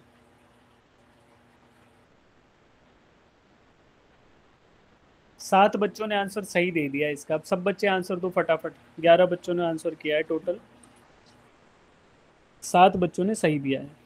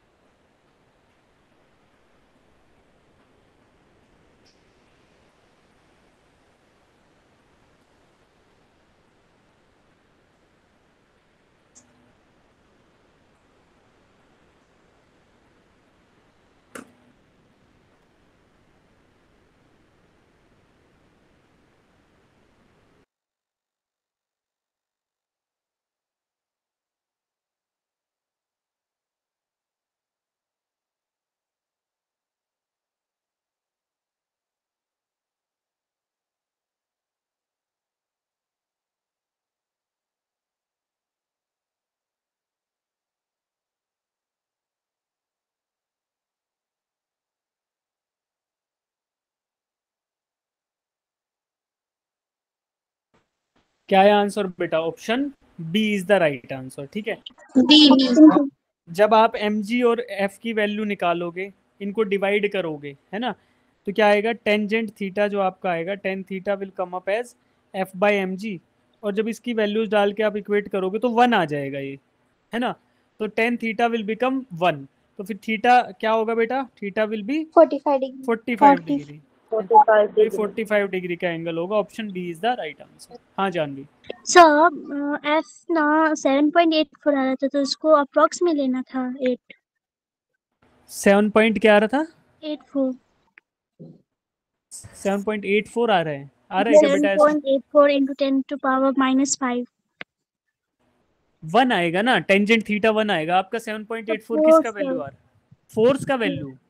Yes sir. फोर्स का वैल्यू आपका 7 आ रहा है, नीचे mg कितना आ रहा है? mg विल भी, हाँ तो उसको कर लो, कर 8 लो उसको। अप्रोक्स करके 9.84। अप्रोक्स 9.8 लोगे तो शायद फिर आ जाएगा whole to whole, okay yes sir. है ना। 1 हाँ का। 9.8, हाँ ठीक है। तो it will be close to 1, ठीक है। तो 45 डिग्री आएगा। 9.8 से कर लो बेटा, ठीक है। क्वेश्चन में दे नहीं रखा तो ये रिस्की होता है वैसे थोड़ा सा ना, बट आप अगर आप 10 से भी कर रहे हो तो आपको पता है। देखो मैंने 10 से क्यों करवाया बेटा? 10 से इजी हो गया अगर कैलकुलेशन, तो ये फायदा हो रहा है ना कि ये एंगल जो दे रखे हैं वो दूर दूर हैं, 27, 87, 127। तो आपको अप्रोक्सीमेट आइडिया वैसे ही लग जाएगा कि this value is coming closer to 1, लगभग 1 के आसपास आ रही है। तो थीटा 45 टिक करो, आगे बढ़ो, ठीक है। चलो 17 वोट्स मिले खाली मुझे इस क्वेश्चन में। अब क्वेश्चन नंबर 6 करते हैं, last question from this DPP. करो।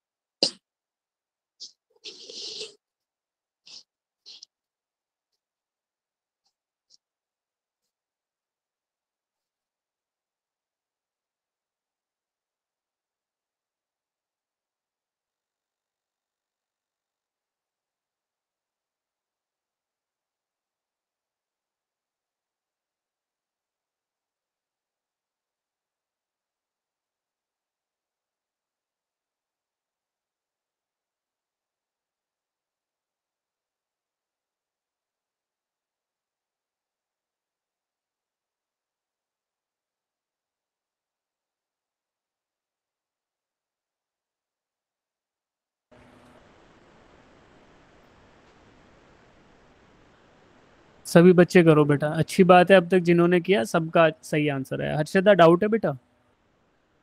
No sir. हो गया आपका ना क्वेश्चन? Yes sir. शाबाश बेटा, शाबाश। सिद्रा ने भी कर लिया, वेरी गुड। अब तक जितने बच्चों ने किया उनका आंसर सही आया है ना? तो अभी देखो आपको मतलब इसका मतलब है इलेक्ट्रिक फ्लक्स का, इलेक्ट्रिक फील्ड का और एरिया का आपको अच्छे से आइडिया हो गया। अगर आप इसका सही आंसर कर पा रहे हो दैट मीन्स आपको इन तीनों चीजें अच्छे से समझ आ गई हैं।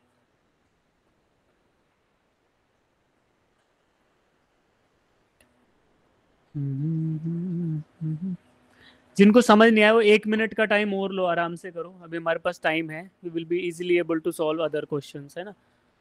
तो 1 मिनट का टाइम और दे रहा हूँ मैं आपको, अच्छे से सॉल्व करो इसको। जिनका हो गया वो पानी वानी पी के वापस आ जाओ, बस क्लास लीव नहीं करना, ऐसे ही उठो, पानी पियो, वापस आ जाओ।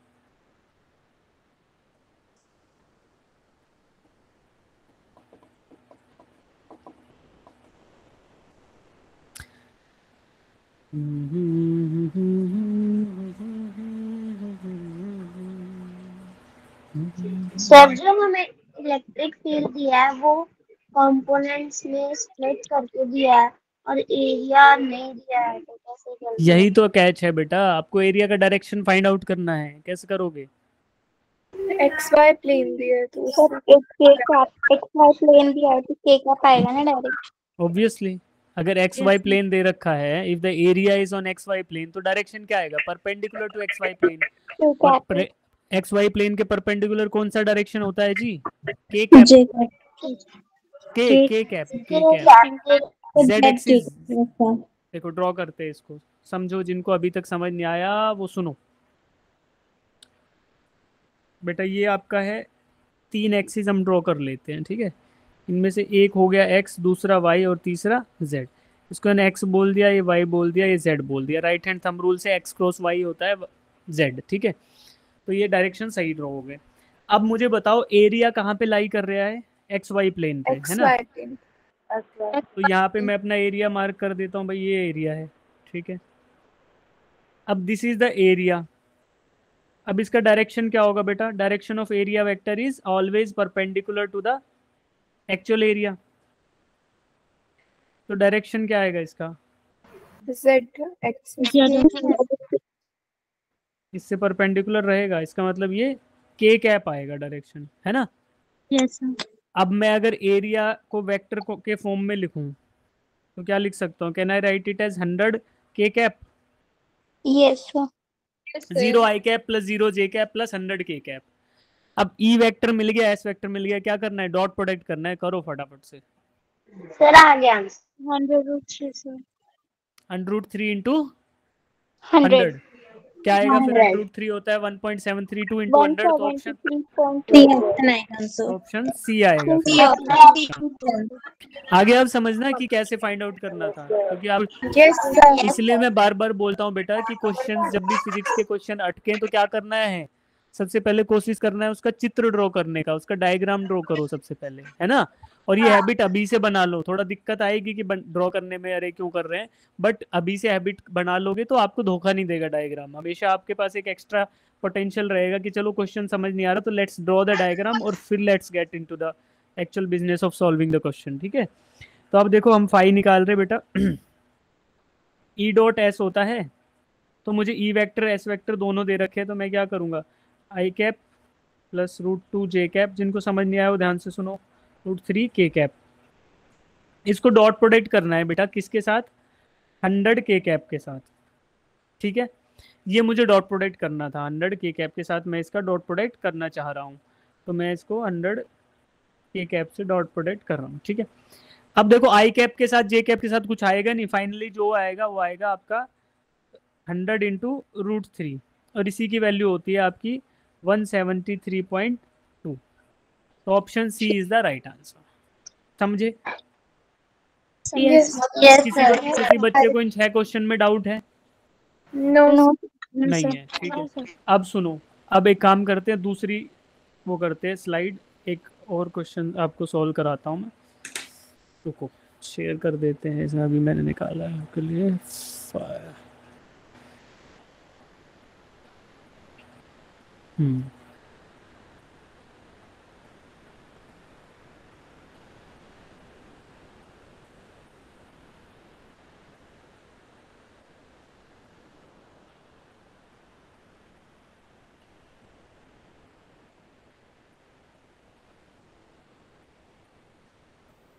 तो बेटा ये जो है फ्लक्स के ऊपर है ये, ठीक है।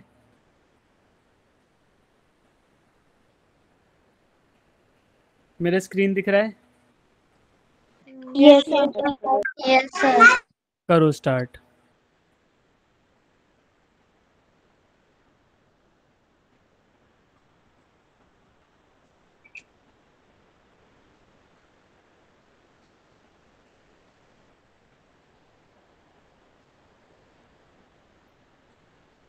सर पोल में हाँ पोल पोल पोल क्रिएट करते हैं। रुको रुको, कहाँ गए? ठीक है, पिछले वाले पोल को एंड कर देते हैं।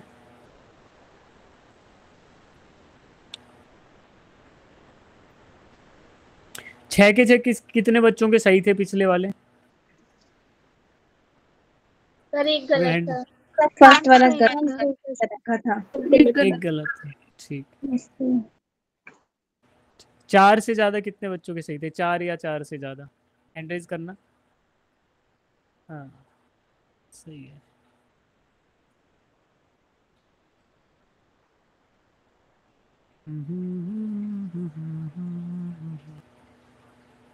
इसमें कितने क्वेश्चंस हैं हमारे पास? इसमें भी 6 हैं।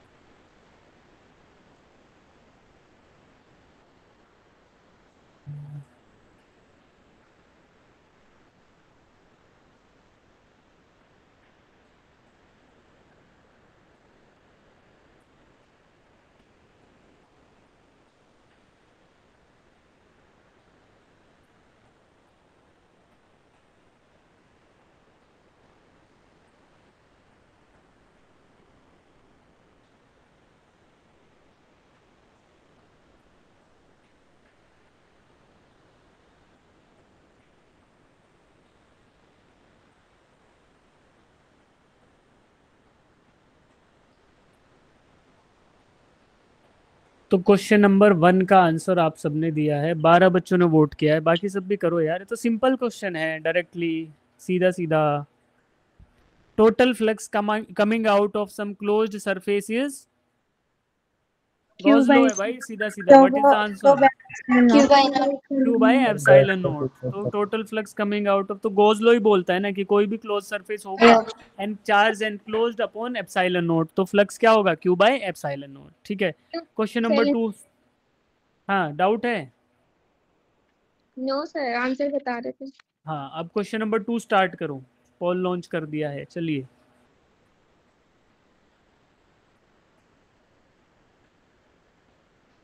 Three charges have been placed as shown in the figure.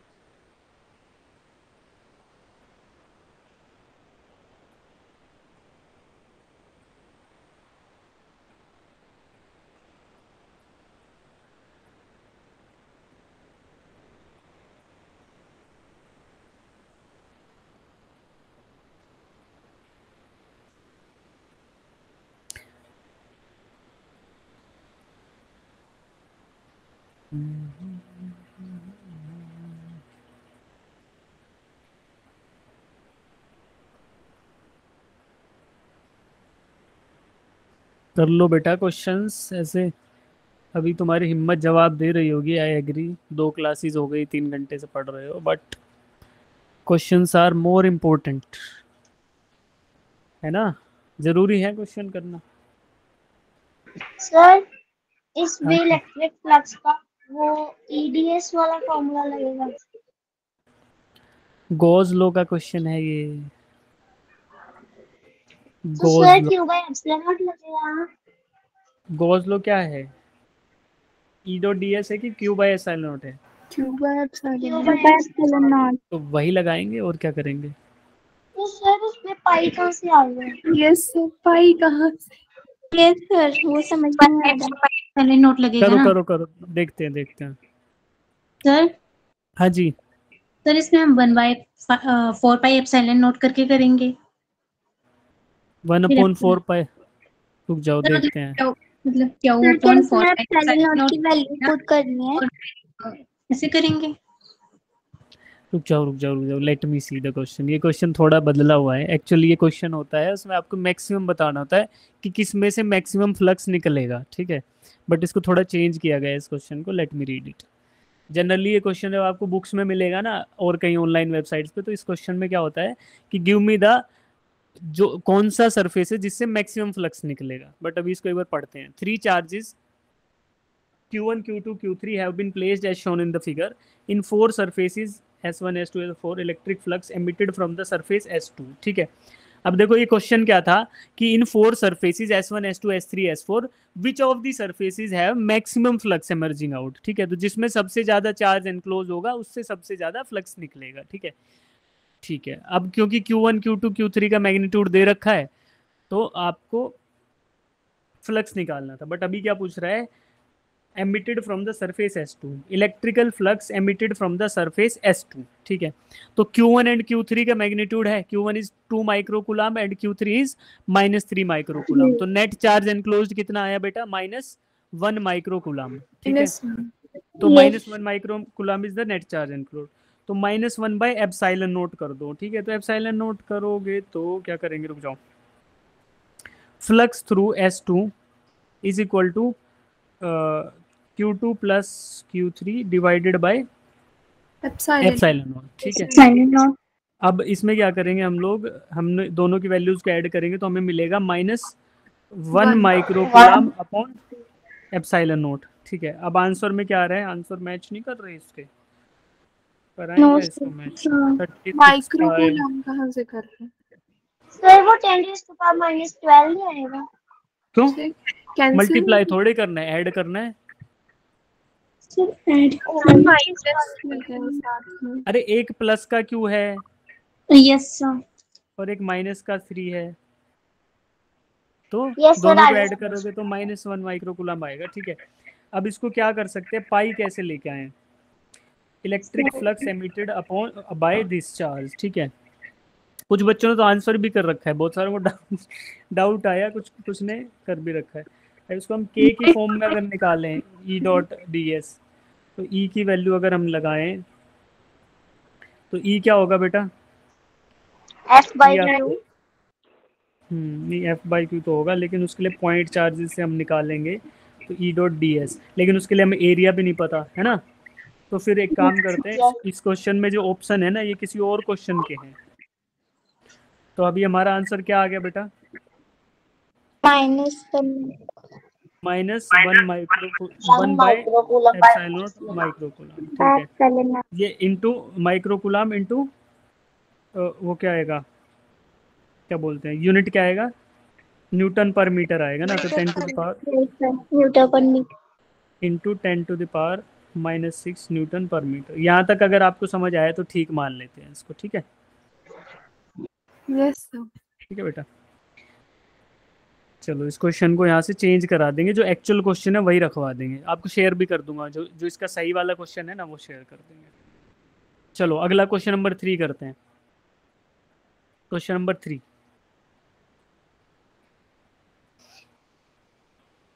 Pole launch कर देते हैं। लॉन्च।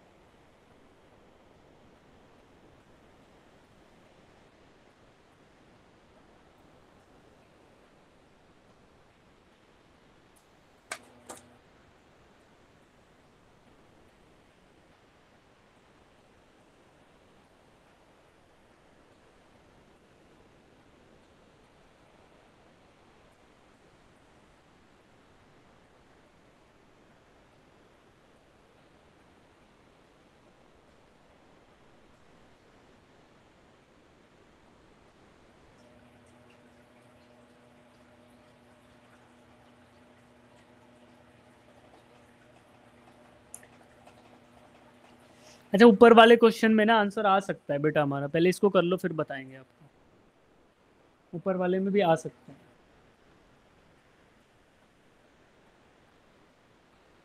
क्वेश्चन समझ नहीं आया?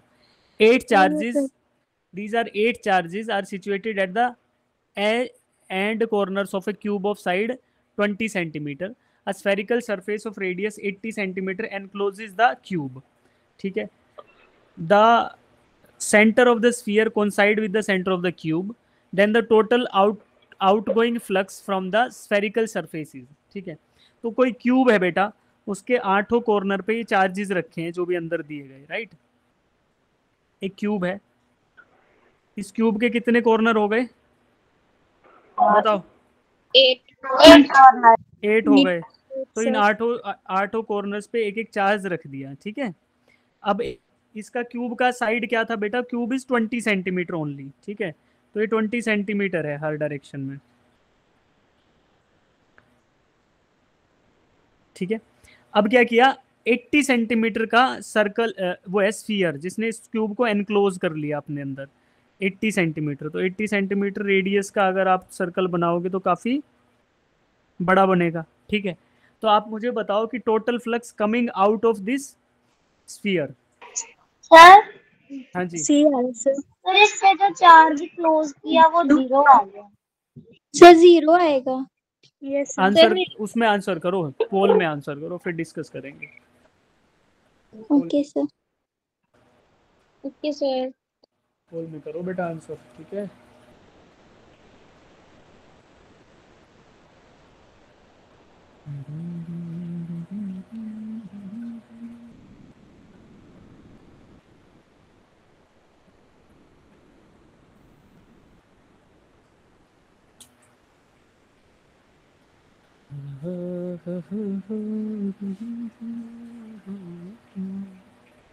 पिछले वाले क्वेश्चन में ना एक ट्रिक खेल गया एग्जामिनर हमारे साथ और हम फंस गए सब के सब। अभी बताएंगे, मैं भी फंस गया, तुम भी फंस गए, सब फंस गए। हाँ हंसो हंसो बेटा, हंस लो।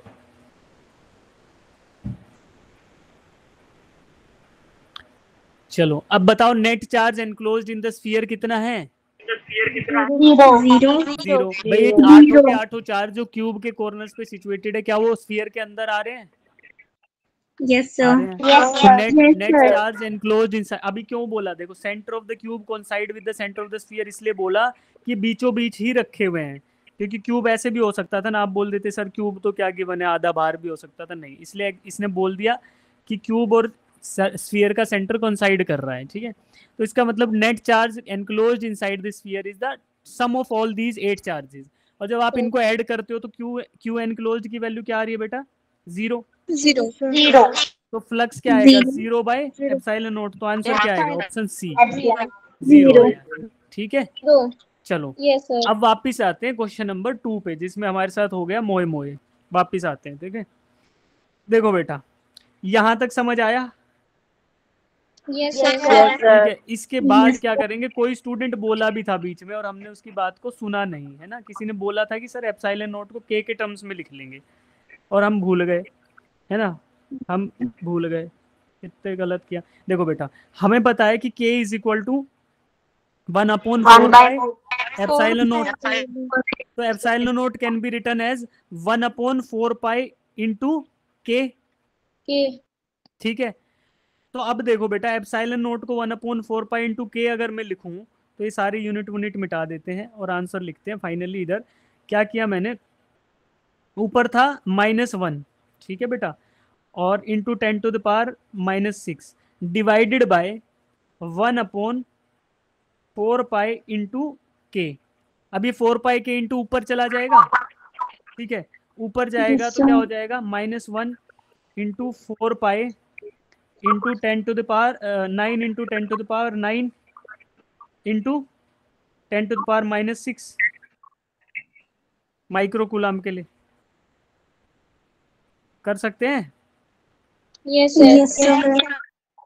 अब मल्टीप्लाई करो, -36 into pi into 10 to the power -36 pi into 10 to the power 10 to the power 3। तो क्या आ गया अब answer? Option number option B. B. ठीक है, ये क्वेश्चन को ट्रिम किया गया है यहाँ का। इसका स्टेटमेंट ये वाला गलत हो रहा है, ये वाला ना पिछले क्वेश्चन का स्टेटमेंट है, इसका कोई यूज नहीं है S1 S2।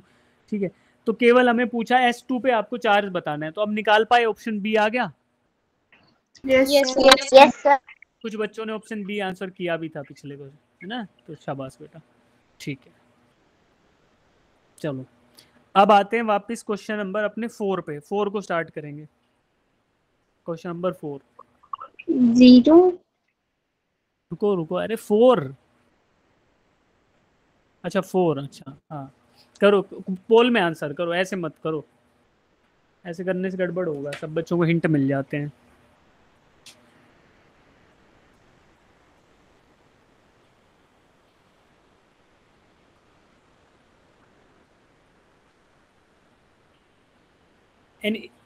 A closed cylinder of radius r and length l is placed in a uniform electric field E parallel to the axis of the cylinder.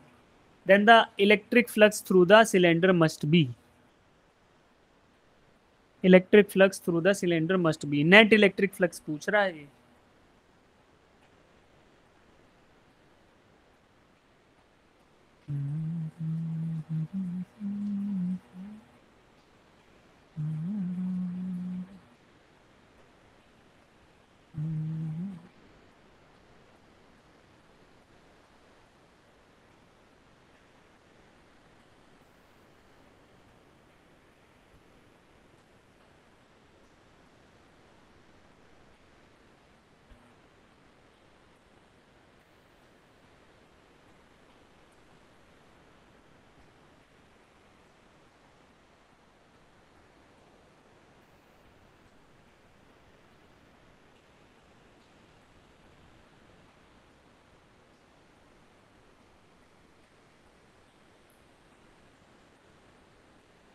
सब बच्चे आंसर करो यार, ऐसे नहीं।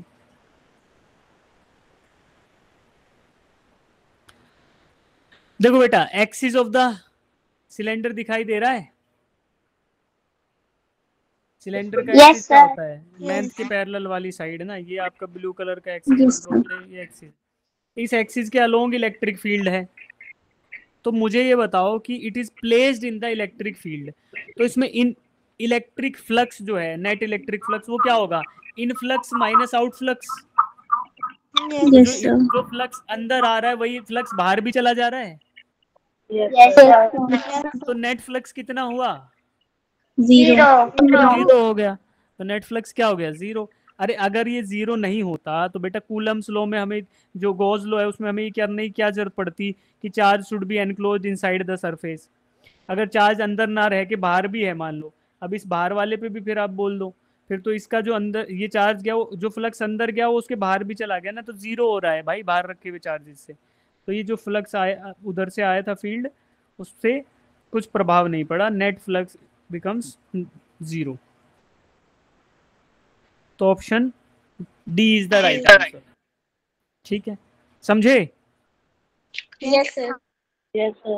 अब 5th क्वेश्चन करेंगे, और 5th क्वेश्चन में पूरा दिमाग लगा देंगे अपना। ठीक है, अभी मैं इसमें हिंट नहीं दूंगा आपको, सिर्फ चार्ज एनक्लोज्ड निकालना है। What is the charge enclosed in the case 1 and case 2, और फिर रेशियो निकलेगा। ठीक है, यहाँ ज्योमेट्री का क्वेश्चन है ये, इलेक्ट्रोस्टैटिक्स का इसमें बहुत थोड़ा सा पार्ट है, केवल क्यू एनक्लोज निकालने के लिए।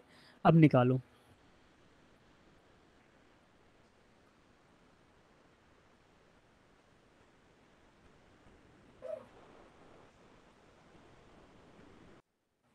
हाँ हर्षदा, सो हो गया। हो गया, शाबाश। गलत हो गया लेकिन सही करो दोबारा से। ठीक है सर।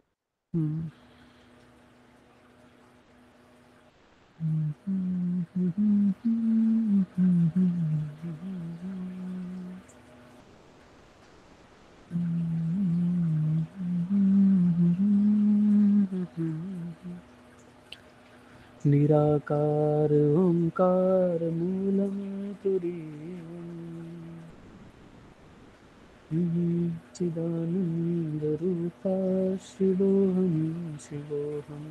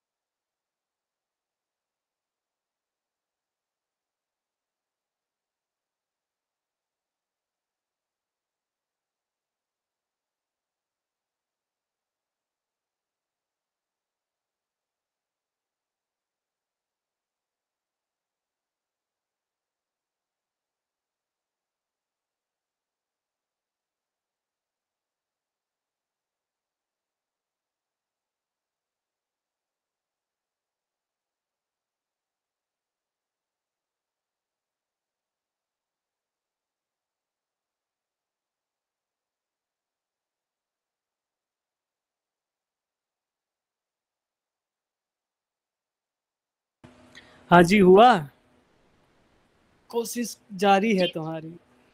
सर करो बेटा, ये ज्योमेट्री का क्वेश्चन है बेसिकली, है ना, ज्योमेट्री का क्वेश्चन है, तो इसमें दिमाग लगाओ, दौड़ाओ कि कितना चार्ज एनक्लोज होगा। हाँ, अभी तक 3 बच्चों ने सही आंसर किया है और 8 बच्चों ने वोट किया है, राइट। हमें क्या निकालना है, देखो बेटा, पहले थोड़ा क्वेश्चन को समझा देता हूँ। अ लीनियर चार्ज, ये लिंडर नहीं है, लीनियर है, ठीक है, तो इसको लीनियर कर लो, डी एक्स्ट्रा आ गया इसमें। Linear charge having linear charge density lambda penetrates a cube diagonally and there it then it penetrates, अरे यार ये भी गलत है, then it penetrates a sphere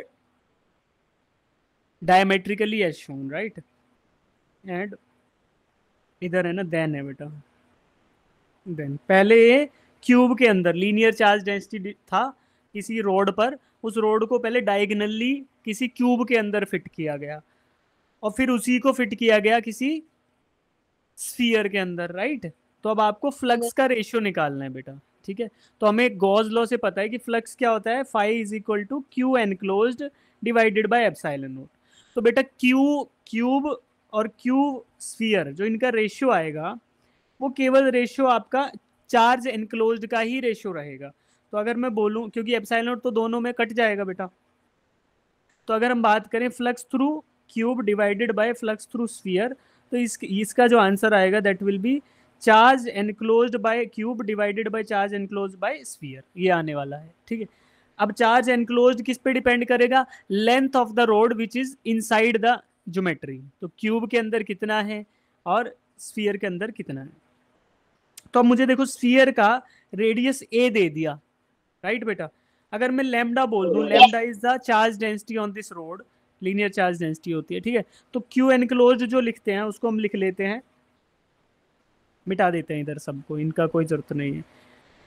जो हम लीनियर चार्ज डेंसिटी लिख रहे हैं उसको हम क्या करते हैं, चार्ज को लिख सकते हैं lambda into length enclosed in case of cube, lambda into length enclosed in case of sphere, और लैम्डा से लैम्डा फिर उड़ जाएगा, अज्यूम करो चाहे मत करो, गिवन हो या ना हो। तो length enclosed in case of cube divided by length enclosed in case of sphere. अब बताओ रेडियस ऑफ द स्फीयर है आपका a, तो टोटल लेंथ कितनी है इसके अंदर जो फंसी हुई है, 2 टाइम्स ऑफ a, तो ये नीचे वाला तो 2a हो गया। और length enclose in case of cube, ये कैसे निकालोगे, ये आपका लैम्डा, देखो ध्यान से सुनो, अब जिनको ज्योमेट्री में थोड़ा सा दिक्कत आती है वो ध्यान से सुन लो बेटा। देखो अगर साइड ऑफ द क्यूब आपको दे दिया जाए कि साइड ऑफ द क्यूब ए है बेटा, ठीक है, तो क्या मैं ये ब्लू कलर का डायगोनल निकालूंगा, इसकी वैल्यू पाइथागोरस से निकल सकती है भाई, ये ए है तो ये भी ए, तो ये ब्लू कलर का डायगोनल कितना होगा, √2a, ठीक है, राइट। अब अपने को इधर तो इधर नहीं फंसाया हुआ इसको डायगोनली फंसाया हुआ है, किसको, डायगोनली फंसाया इस रोड को, यानी इस पॉइंट से स्टार्ट करके और पीछे वाले कोने पे निकल रही है, यहाँ से जाके ऐसे गया। तो अब आपको वो अंदर वाला डायगोनल निकालना है, तो अंदर वाले डायगोनल में कौन सा ट्राइंगल बनेगा बेटा, ध्यान से देखो अभी आप लोग, ये ट्राइंगल बनेगा, ये इसको ग्रीन से हाईलाइट करेंगे अपन लोग ट्राइंगल को, ऐसे समझ नहीं आएगा, रुको, पिक्सल ऑब्जेक्ट इरेजर से इसको ऑब्जेक्ट इरेज कर लिया, और अब हम क्या करते हैं, इसको हाईलाइट करते हैं।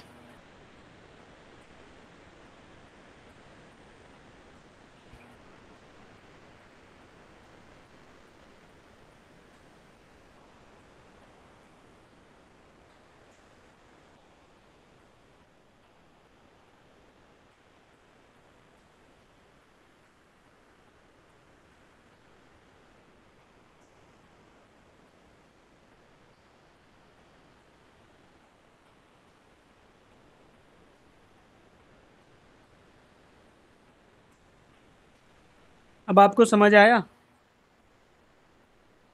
कौन सा ट्राइंगल बन रहा है? Yes sir. अब इस ट्राइंगल में येलो कलर की साइड जो है आपकी है वो हाइपोटेन्यूज है बेटा, वो है हाइपोटेन्यूज, और एक हो गया साइड हो गया ये आपका डायगोनल, आपको मान लो ये एक साइड हो गया, दूसरा साइड आपका ए है, एक साइड आपका √2a है। तो हाइपोटेन्यूज को अगर हम निकालना चाहें h is equal to under root of first side का स्क्वायर प्लस सेकेंड साइड का, यानी कि आपको क्या करना है, √2 का रूट स्क्वायर, √2a का स्क्वायर, √2a का square plus a square, right. अब इसको कैलकुलेट करेंगे तो क्या आएगा, √2a square plus a square, तो ये आएगा √3a, √3a, ठीक है बेटा। अब √3a आएगा तो ऊपर वाले क्यूब के केस में कितनी लेंथ एनक्लोज है, √3a, और इसमें सिलेंडर के में कितनी थी, 2a, तो a से a अब उड़ जाएगा, जो बचेगा रेशो वो क्या बचेगा, √3/, √3/, तो option C is the right answer. Yes sir. क्या करना था क्वेश्चन, √2a कहाँ से आया? अरे कौन बताएगा √2a कहाँ से आया, वो पहले वाले में हमने एक साइड ली जिसमें ए था दोनों साइड, उसकी हमने हाइपोटेन्यूज डायगोनल निकाला, और फिर उसके बाद जो वो डायगोनल था वो क्यूब का था, जिसमें एक आगे पॉइंट था और एक पीछे वाला, जो येलो वाले से सर ने मार्क किया है। तो पहले जो हाइपोटेन्यूज हमने निकाली उसको फिर हमने उसमें अदर साइड मान के दूसरी हाइपोटेन्यूज निकाली, इसलिए वो उसका √2a आया था। देखो अभी मैं बताता हूँ, हर्षदा किसको समझ नहीं आया था √2a कैसे आया, सर मुझे सुनो। अब ये √2a जो है ना, ये diagonal of face of the cube का है, जो सामने वाला फेस है ना, ये क्यूब का फेस सामने वाला, उसका डायगोनल है वो, ठीक है। और जो हमने निकाला √3a वो क्यूब का डायगोनल है, √3a क्यूब का डायगोनल है, और √2a जो है वो इस क्यूब के सामने वाले फेस का डायगोनल है, जो फ्रंट फेस है ना, अभी ग्रीन से हाईलाइट किया मैंने, इस वाले फेस का, सामने वाले का, बिल्कुल सामने वाले फेस का, इसका डायगोनल है बेटा, ये जो ये वाला। तो इसमें एक साइड ए है दूसरी ए है, तो आप हाइपोटेन्यूज निकाल सकते हो ना सामने सामने वाले फेस का, यस सर। क्योंकि ये एंगल 90 डिग्री होता है, √2a आ गया ये। और दूसरा साइड आपने जो मार्क किया वो ये किया, और इन दोनों को मिलाकर जो थर्ड डायगोनल आया, जो आपके इस ऊपर वाले एज को और इसको एज नहीं, इस कॉर्नर को और दूसरे बिल्कुल पीछे वाले कॉर्नर को ज्वाइन करता है, that is called as diagonal of the cube. तो डायगोनल ऑफ द क्यूब का जो आप लेंथ निकालोगे तो वो आएगा √3a। ये आपको रिजल्ट्स रटे हुए होना चाहिए बेसिकली, है ना, अगर रटा हुआ होता तो ये क्वेश्चन 1 सेकंड का भी नहीं था, डायरेक्टली टिक मारते इसमें, ठीक है। तो ये चीजें आप प्रैक्टिस में रखोगे तो फिर पेपर आसान लगेगा बेटा, है ना। चलो अब लास्ट क्वेश्चन करते हैं आज की क्लास का, फटाफट से निपटा लेते हैं इसको भी ना। A charge q is placed at the center of the open end of a cylindrical vessel. The flux of electric field through the surface of the vessel is, ठीक है। Charge q is placed at the center of the open end of cylindrical vessel, ठीक है। तो यहाँ भी आपको केवल geometry को कंसीडर करना है।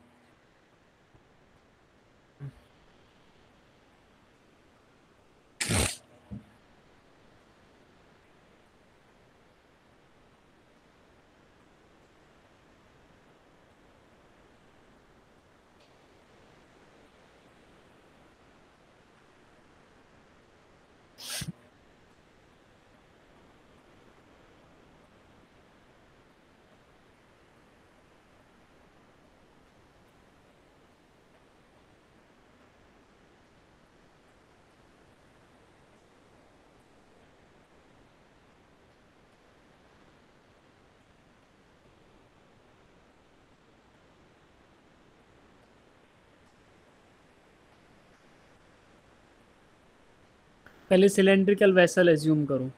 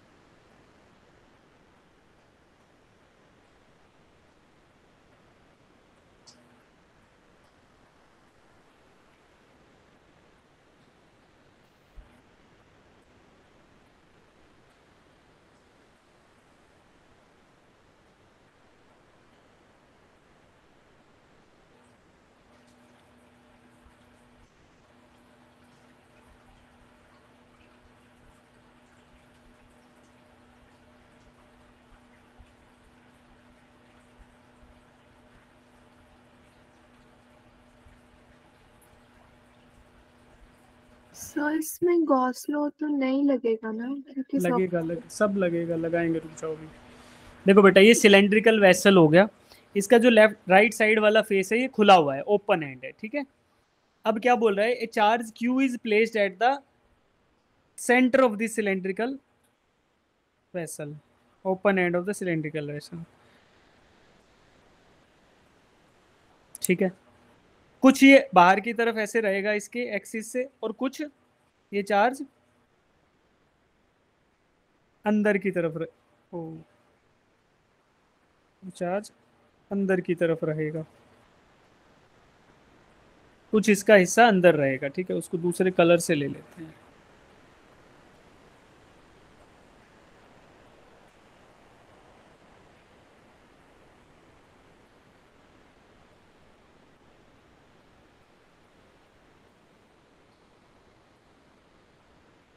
देखो बेटा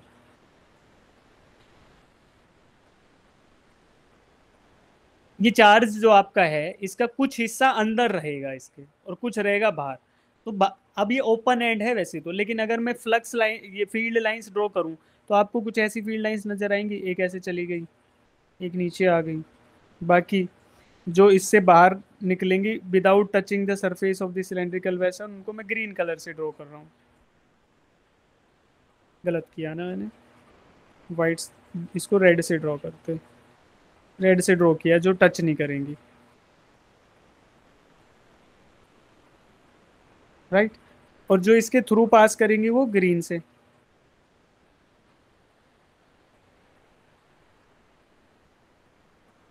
तो अब मुझे बताओ कितना चार्ज कंट्रीब्यूट कर रहा है फ्लक्स को, that is passing through this Q/2 epsilon naught. तो Q/2 जो चार्ज है उसकी वजह से जो फ्लक्स रहेगा वो बाहर निकल जाएगा, और Q/2 है वो इस सिलेंडर के अंदर से जाएगा।